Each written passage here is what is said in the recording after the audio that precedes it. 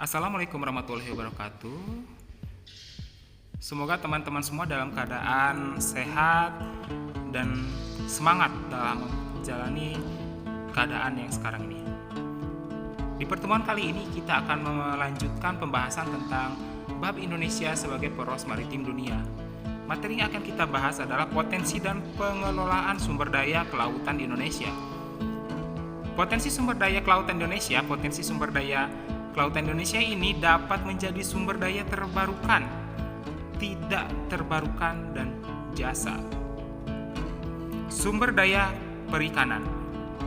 Sumber daya perikanan terdiri dari perikanan tangkap maupun perikanan budidaya. Laut Indonesia memiliki angka potensi lestari sumber daya ikan sebesar 6,4 juta ton per tahunnya. Energi kelautan. Energi kelautan Indonesia dapat dikatakan terbaik dan terbesar di dunia. Energi kelautan ini antara lain terdiri dari energi gelombang laut, energi pasang surut, dan energi panas laut. Sumber minyak dan gas bumi.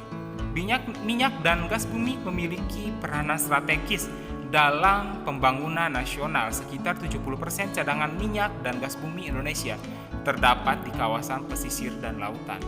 Wisata bahari. Wisata bahari antara lain mencakup kegiatan seperti rekreasi perahu, marina, kapal pesiar, olahraga air, sejarah maritim, pendidikan, dan terkait dengan komponen berbasis tanah seperti hotel, resort, dan restoran. Jasa angkut laut. Jasa angkutan lautan adalah setiap kegiatan pemindahan orang dan atau barang dari satu tempat ke tempat lain dengan menggunakan kapal, dari satu pelabuhan ke pelabuhan lain dengan dipungut bayaran.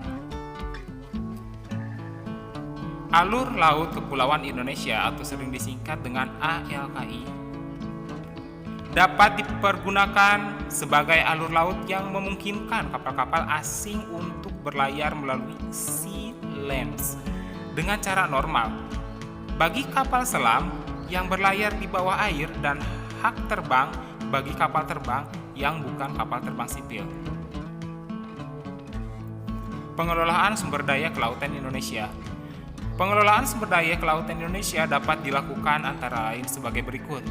Yang pertama, mengelola sumber daya perikanan, meningkatkan produksi minyak dan gas, dan yang terakhir, mensosialisasikan energi kelautan. Pengelolaan wisata bahari, pengelolaan industri maritim, pengelolaan jasa angkutan laut, dan mengelola ALKI. Posisi strategis Indonesia sebagai poros maritim dunia. Ada 5 pilar utama yang menjadikan Indonesia sebagai poros maritim dunia, yaitu sebagai berikut. Pertama, pembangunan kembali budaya maritim Indonesia. Yang kedua, komitmen menjaga dan mengelola sumber daya laut dengan fokus membangun kedaulatan pangan laut melalui pengembangan industri perikanan dengan menempatkan nelayan sebagai pilar utama.